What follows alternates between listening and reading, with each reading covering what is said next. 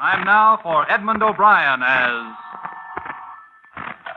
Johnny Dollar. Get out of bed and get your gumshoes on, Johnny. You're going to be busy. Who's this? Ed Bonner, and I'm calling you from Hartford. Heard you were in Boston this week. Get over to the Elwood Faber department store right away. Oh, call me later, Ed, would you? It's still 8 o'clock Look, in the morning. we got $300,000 worth of liability insurance on their fur department. Sure, later. Now they haven't got a fur department anymore. Just had 85 minks stolen. What?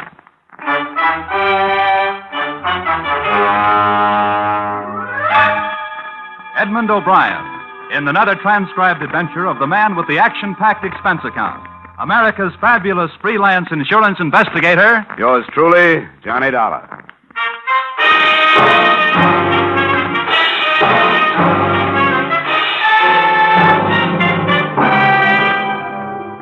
Expense account submitted by Special Investigator Johnny Dollar to Mr. Ed Bonner, Mutual Liability Company, Hartford, Connecticut. The following is an accounting of expenditures incurred during investigation of burglary affecting policy issued to Elwood Faber Department Store, Boston, Massachusetts, or the 85 Little Minks. Expense account. Item, $1.90. Taxi fare to Stewart Street entrance of Elwood Faber Department Store, where a police emergency ambulance was standing open. 2 police officers were helping a man in a white coat load a blanket-wrapped figure onto the ambulance litter. I got my first information from the intern. Huh? What's up? Oh, I only work the wagon. I pick up where everything else left off. This guy's name's Cronin. He's a night watchman here. Dead? Oh, about an inch away. We already gave him a transfusion upstairs. If the bullets don't kill him, the exposure will. What does that mean? Besides holes in his chest, he's also got frostbite. Somebody plugged him, let him lay in the cold storage vault where they keep the furs. How long ago? Oh, who knows? All right, Percy, wind it up. Let's get out of here. Come on.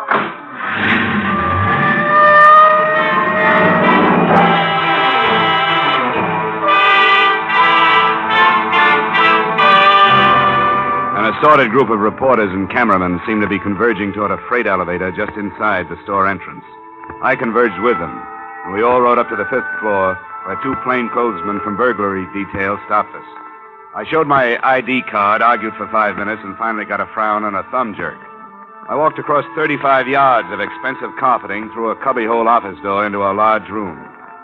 Standing in front of a huge refrigerated vault was a tall man in a black Stetson. His name was Delaney. We shook hands. Quite a thing, Dollar. Some guys walked out of here last night with 85 mink coats. It's a mess. You got a cigarette? Yeah, sure. Here you are. Thanks. Store's going to be closed all day while the burglary squad goes over it with everything they got. You can do what you have to do, too. Thanks, Lieutenant. I appreciate that. What do you figure, freight elevator or stairs? Either or both. I don't know. They must have had a panel truck or a big limo in that alley. Yeah, I noticed that on my way up. It'd keep any car hidden from the street, and they'd be able to work without being bothered. I got a man coming down to check for tire tracks, but it won't do any good. Whoever they were, they did it quiet, and they did it neat. Neat? Yeah. But quiet? You mean that night watchman, Cronin? Well, there must have been some noise when he walked into them and got shot. I hope he lives to tell us something. He's in tough shape. How about this? The vault? Just like the banks have, only smaller. And you can also hang meat in it. Not pried or blasted or cut into, just plain old-fashioned tumbler work. Sandpapered fingers and all. That wouldn't surprise me. Somebody was plenty good. Not even marks of a jimmy or pry tool to feel an edge. Just picked and plucked as nice as you please, and 14 little tumblers fell back. The door swung open. I thought that kind of thing stopped with Jimmy Valentine. Yeah, so did I. Who reported it? A guy named Dmitri Stroganoff, manager of the fur department. Come on. He's in his office now giving a statement of cover of my boys. You can have a listen in. All I can say, I ask you, gentlemen, that I just hope... There's your pigeon, Dollar. How could Ain't he such a beaut? things happen to Dmitri Stroganoff? Aha! Lieutenant Delahanty. Mr. Stroganoff, this is Mr. Dollar. He represents your insurance company. Oh, your acquaintanceship, Mr. Dollar, above all else, I am glad to make. Aha! 85 mink coats, valued at $300,000, coin of the realm. You have, of course, brought check for same, yes? No. What? The adjuster will do that, Mr. Stroganoff. I'm an investigator, but don't worry. Week by week, month by month, 14 years, I get 2 words from the insurance company. 2 words, pay premium. Now it's Stroganoff's turn to say back is 2 words. Pay Stroganoff. Believe me, Mr. Stroganoff, your money's waiting for you in a vault in a bank in Hartford where nobody can get it but you. Waltz, pa. Suppose you go right on with your statement, Mr. Stroganoff. We have to have it, you know. Why is my 8 for Mink in this direction? I answer you. Customer telephones Friday. Send over Mink coat right away, she says. I send. Night comes, she wears coat to party. To breakfast next morning, she's also wearing coat, maybe eggs she's eating. To party Saturday and to cocktail Sunday also. Monday, aha. My husband does not like coat. I'm sending back, she says. Mink! Real tough, Mr. Stroganoff.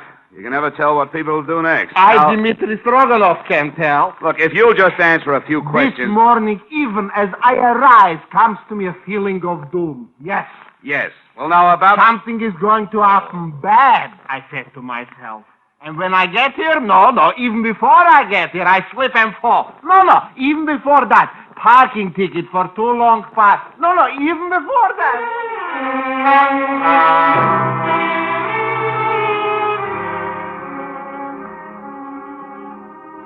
He went on like that for quite a while, and the police stenographer took down every word. His whole testimony typed up into 23 single-spaced pages. But only the following was of any use. Stroganoff arrived at the store at approximately 8:45, found the vault door open and inside the wounded watchman Cronin, also the mink coats gone. Stroganoff notified insurance company. Stroganoff notified police in that order. Expense account, item. $1.35 for 2 ham sandwiches, 2 bottles of beer, all of which I shared with Lieutenant Delaney in Stroganoff's office. All kinds of heists. Jewels, trucks, cars, banks. But this is the best so far. A real 14-carat double-breasted A1 dilly, that's what it is, Dollar. How'd they get in that safe? They just opened it up and walked in the same way you walk in your own front door, Lieutenant. Yeah, but how? Who's that good? Who? Well, there's the creepy kid. They always say he's that good. You and me both know Creepy died 12 years ago at Dunamore. And there was Dancing Dan Marathon. Dancing Dan? He couldn't open a 2-bit padlock if he had the key. Who is good, Johnny? Who could do it? I wish I knew. Stroganoff's the only one in the store who knows the combo. The only one. But I don't know. But you aren't taking any chances. Didn't I see 2 of your men tail him out of here? You bet your life you did. And by the way, didn't you put in a call to your office and have him checked on? You bet your life I did. Cop work. All the time we got... Delaney. Yeah, hi, Richie. Well, give it to me. Yeah. Mm-hmm. All right, thanks. Hospital, Dollar. The night watchman? Cronin died 10 minutes ago without saying a word. I was hoping he'd be able to fill in some gaps. Well, he does. At least one. Which one? The other watchman's story about playing the radio. Yeah. What other watchman? Al Reedy. Oh, I'm sorry, Dollar. Maybe you passed him on. Well, tell me about him. Was he shot, too? No. We questioned him first thing this morning. You see, Cronin made the rounds, and Reedy held down the office. Reedy didn't know nothing about anything last night. He was listening to his radio in his office downstairs. What gap does that fill? And Doc says Cronin got it with a .32. That'd fit. They don't make much noise, and a man leaning into a radio close. Reedy, huh? Well, where can I find him? Right here. He's waiting in the locker room. Why, do you want to talk to him? Yeah. Mind? Oh, help yourself, Dollar. Thanks.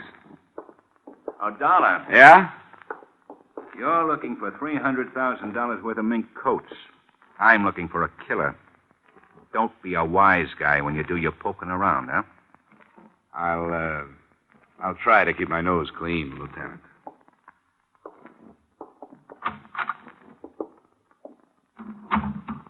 Yeah? Hello. You Al Reedy? You another cop? In a way, yeah. In what way? Insurance investigator. All right, Mr. Insurance Investigator. Am I supposed to tell you something that'll tip the whole thing? No, Mr. Night Watchman. You're just supposed to tell me how things went for you last night. Swell. I sat in my office from 10 to 6, went home, went to bed. Got picked up by 2 big flat-footed coppers at 7:30. And here I am. How'd things go with you last night? You sound a little put out, Reedy. Or are you used to places being heisted where you work? What kind of a nasty crack is that? What'd you see in here last night while you were doing all your night watching? Nothing. No freight elevator moving? No. No sounds on the stairs? No. And you didn't hear the shots that plugged Cronin? No, I didn't. Why? Because I sit in my office and listen to disc jockeys. The radio's liable to smother a lot of noise. Wrong answer. Well, the cops like it. I don't. Give me a better one. I'll have to look for it. But I'll find it, mister. Sure you will. Sure you will. But you'll never find those guys who tromped off with those coats last night. You sound awful sure of that. I am. Because you'll spend all your time on someone like me trying to make something out of nothing just to show everybody how good you are. Reedy, if you're clean, you haven't got anything to worry about. Well, maybe, but answer me this. Who's going to say when a guy's clean? When he's right or wrong? A lot of filing cabinets in a building somewhere? Answer me, investigator. Who knows? Who's going to say? Let me alone. Just let me alone.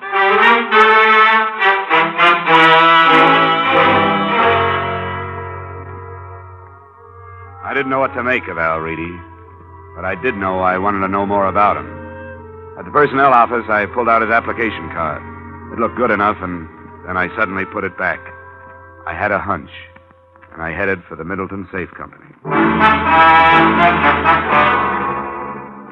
The president and chief designer of the Middleton Safe Company was standing under a blue light in the center of a newly completed vault. He seemed lost in the huge room of shiny, gleaming metal all around him. Please excuse me for not receiving you in my office, Mr. Dollar. Inspection day? Something like that.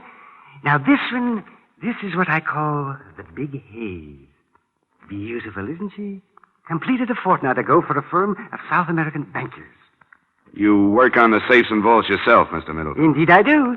The drama of it captured me as a youth. To compose and weld and conform metal into an impregnable stronghold. Oh, it's fascinating, eh? Yes, of course. Fine metal, case-hardened, perfectly alloyed Ohio steel. Strength, Mr. Dollar. Strength. But then I bore you, sir. And now then, why are we meeting? So you can tell me something about safes and vaults, Mr. Middleton? Oh, I dare say I could, sir. But I'm afraid you'll have to be more specific. All right. Tell me about the kind of vault you manufactured for the Elwood Faber department store. A vault for... Oh, yes, the fur vault. Oh, yes, of course. What precisely do you wish to know about that vault? How someone could open it without knowing the combination. Oh, an impossible occurrence. Have you read the morning papers? Papers? What about them? That particular vault was opened last night and all the furs taken. Yeah, well, what do you say? Looted? Well, that's impossible. It happened. That's why I'm here. This is quite a... Oh, dear me, Mr. Dollar. Of course, you'll want a thorough account from my organization. Of course. And I shall be glad to furnish you with any information that might be helpful. I'd like to know how the combination was set and who knows it. But I'd have to know the serial numbers on that particular vault. Yeah, try these. Oh, well, you're a very efficient man, Mr. Dollar. I see you've jotted them down. Well, let's go up to my office and look them up. Oh, no, sir. That won't be necessary. I recognize these serials. D4536. Oh, D. Oh, D stands for Dana. Mr. Dana set the final combination. Mr. Dana? My chief engineer for years. And who else besides him would know it? Myself, and the person in proper authority at Elwood Faber, of course. Well, that would be Stroganoff. Anyone else here? No, sir. I'd like to talk to Mr. Dana, then. Well, I'm afraid that's quite impossible, sir. Oh? Albert Dana has been dead for 7 years. Up to and including that point, I had a whole lot of nothing to go on. But by the time I got back to Boylston Street, heading for my hotel, things began to happen. A police car pulled up at the curb, and a familiar Stetson on top of a familiar head leaned out of the window. Hey, Dollar, you. Yeah, hello, Delaney. Hop in. Just come by to get you. I thought you might be interested in a guy. What guy? The one we found floating down the Charles River an hour ago. Who is he? I don't know. But it looked like he's got the same enemies as a night watchman named Cronin. Huh? Yeah. There were 232 slugs in him. We wouldn't have picked it so fast, only that's the second pair been through ballistics in one day. And they match? Like your two front teeth. The same gun killed the night watchman and the guy in the river.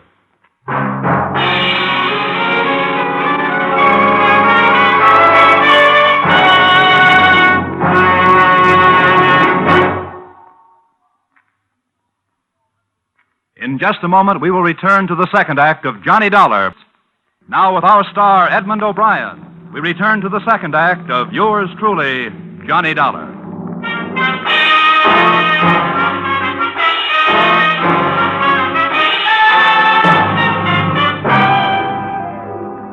I spent half the night at the city morgue and police headquarters with Lieutenant Delaney, examining the body they found in the Charles River and trying to identify him.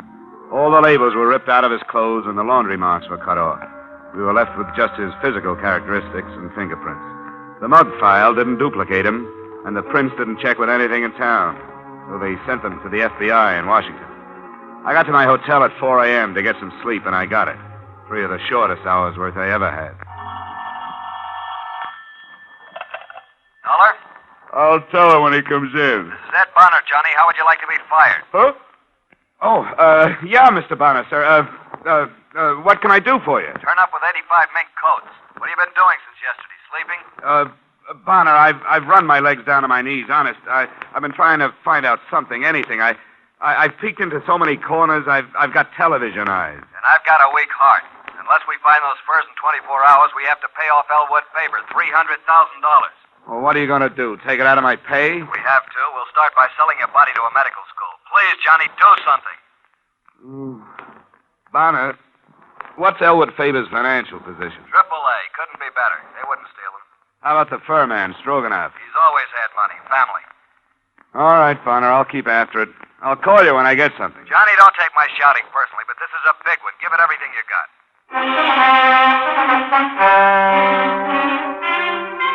I forced myself to get out of bed, take a shower, and get my clothes on. I started for the door and had no idea where I was going Aha, Mr. Dollar. when somebody did my thinking for me. To see you personally, I, Stroganoff, maestro of the Elwood Faber Fur Department, am here. Do you have any news? News. Every paper in the country it should hit twice. Never in my 30 years of association with that foul little beast, the mink, has anything like this happened. What happened? You wouldn't believe me. Look, I'm pretty gullible. Well, it's incredible. I don't blame you for not believing me. Are we going to keep up this game, or do you tell me? Don't get huffy with Stroganoff. I will tell you. This morning, wrapped in dirty cardboard box, is arriving at the Fur Department. Guess what? A mink coat. Incredible? Incredible indeed. You mean one of the coats was returned by mail? Right. Well, that's encouraging. I am not overjoyed. You still owe me for 84 coats.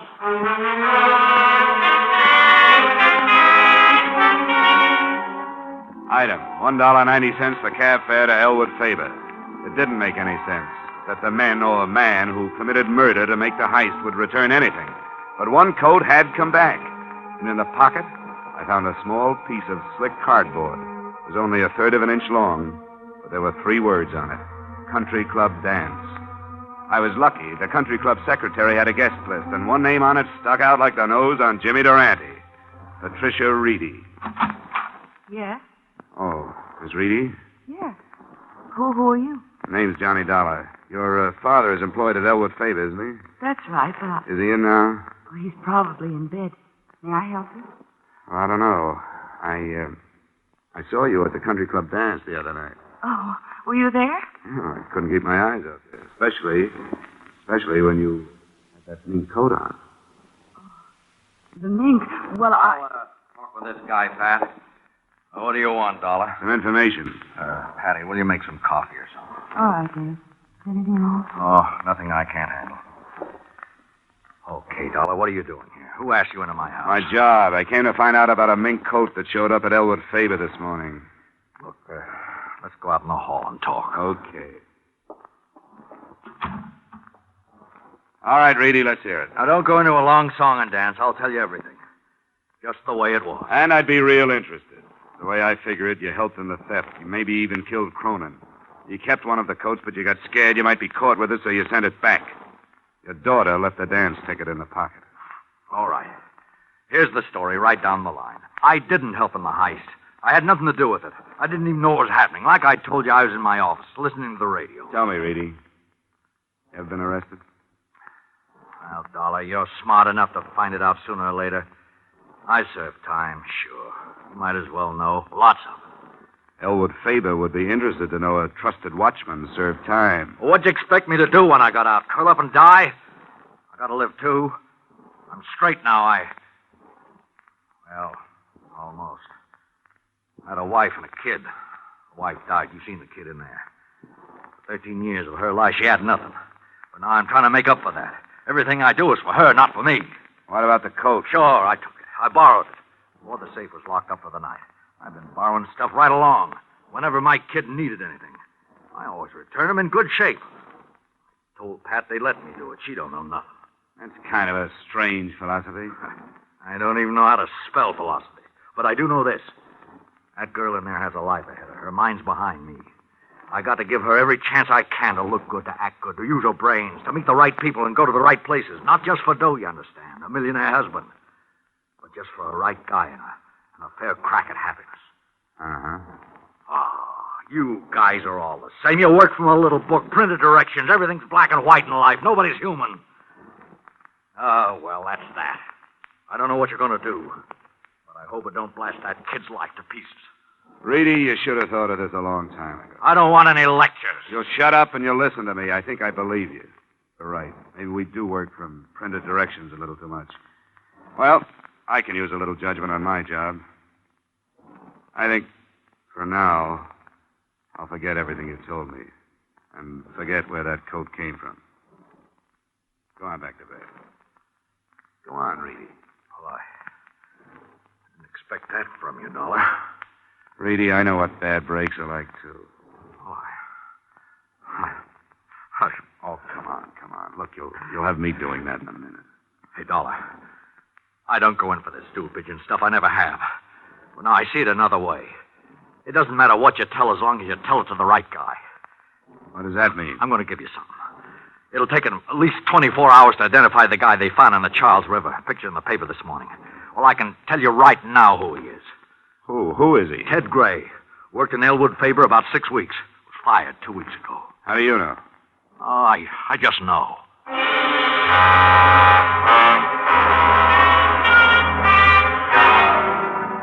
Personnel at Elwood Faber confirmed Ted Gray had worked there and was fired for insubordination. His address was 1432 Parkhurst Avenue, and I was over there in 15 minutes. It was an ordinary, undistinguished apartment house. No one answered when I knocked at apartment 12A. But the door was unlocked. Except for the furniture, the room had almost nothing to offer. I poked around for half an hour before I saw the phone numbers written on the wallpaper next to the phone. There were 14 numbers, and I started calling them right down the line. The first 7 produced such things as Ling Chi Chinese Hand Laundry, the Happy Hour Liquor Store, and several other things that didn't have the particular information I needed. On the 8th call, I got results. Hello? Hello. Is Harry there? Harry? Harry who? Harry Gordon. But I'm sorry. You must have the wrong number. Oh. Sorry. That's quite all right. Maybe he didn't know Harry, but I knew him. At least his voice. I called Lieutenant Delaney and told him where I was going. It was dark by the time I got to the Middleton Safe Factory. There was a single work light spreading a sickly yellow glow over the main floor of the loading platform. There wasn't a sound when I entered. That was too good to last. It went off somewhere in the darkness, and I dropped behind a medium-sized safe and waited for a gun flash. Dollar! Johnny Dollar! What are you doing here? Looking for 84 mink coats, Middleton. I thought that was you on the phone, Dollar. How much money do you make? Not much, but save your breath. You're going to need it to run. A man of your talents could do a lot in South America. With 100,000 and a business. I could never remember all those Spanish verbs. Thanks. Have you got anybody coming? Lots of people, Middleton. Lots. If I hit you, how'd I know you weren't a burglar? You know, I'll never give up. And you'll have to shoot better than that. You missed me 10 feet. Oh, my windage screw is off. Is that the 32 you used on Ted Gray? No, this time I have a Luger. For special work. I can fist that. Oh! Come on.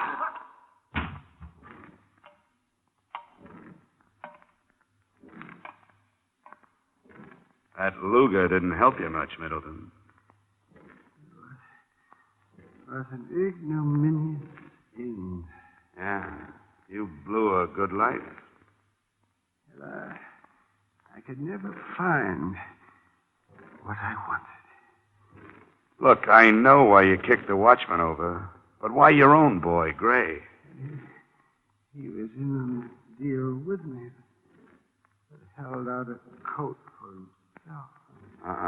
That shows you how wrong you can be. It wasn't Ted Gray. You see, Middleton... Oh. Dollar! Over this way. You've been shooting up the town, Dollar. Now, what's this? Jessup K. Middleton, he's your boy. Yeah, boy, for what? For the fur heist and the bodies at the morgue. How do you know? Well, there's a safe full of furs on its way to South America somewhere. If you hurry, you might stop it at the port of New York. Why would he kill the guy in the river? And who was that guy? Ted Gray. He was the man who cased the Elwood Favor job. He reported 85 coats ready to go. And when only 84 showed up, Middleton thought he was holding back on him. Well, okay, Johnny. Thanks for doing all the work. I was just lucky, Delaney. You sure were. You could have been hit where it hurt worse. Come on, let's have the ambulance doctor look at that shoulder.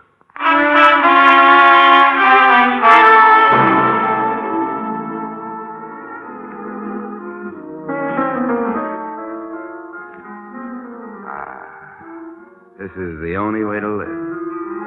Miss Reedy, you... Make it Pat. You know, you're great on your feet. Well, what about you, Johnny?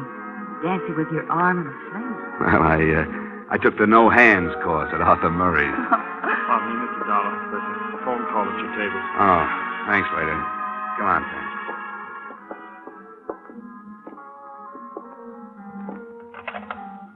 Johnny Dollar. Ed Bonner, Dollar. Bonner? I won't take another job for at least a week. No, it's not that. What is it? Are you afraid I'll put a night out on the swindle sheet? You aren't finished. Not finished. Hey, you got the coats, didn't you? Yeah, we found the safe down at the dock. Caught it just before it was loaded for South America. There were 84 coats in it, all right. But you know the one that was sent back in the mail? It's been stolen again. One's still missing. Oh, really? Oh, that. Oh, yeah. Well, you know, Bonner, somehow I have a feeling that last coat will be in the mail tomorrow. Are you sure? Positive. So long, Mr. Bonner. So long, Johnny. Who was it? Oh, nobody important. You know something, Pat? You look just grand and mink.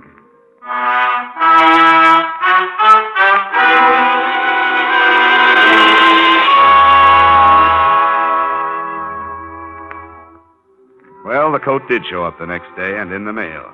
Maybe she'll have one of her own someday. Me?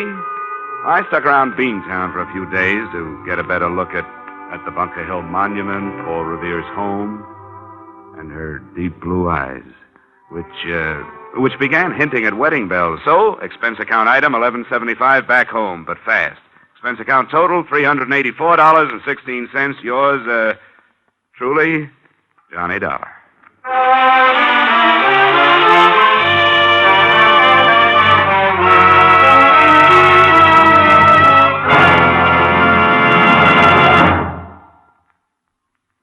Yours truly, Johnny Dollar, stars Edmund O'Brien in the title role and was written tonight by E. Jack Newman and John Michael Hayes, with music by Leith Stevens. Featured in our cast were Harry Bartell, Joseph Kearns, Hans Conried, Bill Johnstone, Howard McNear, and Gloria Blondell.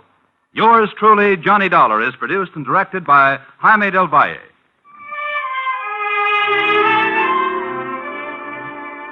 Join us next week when Edmund O'Brien returns in another transcribed adventure of... Yours truly, Johnny Dollar.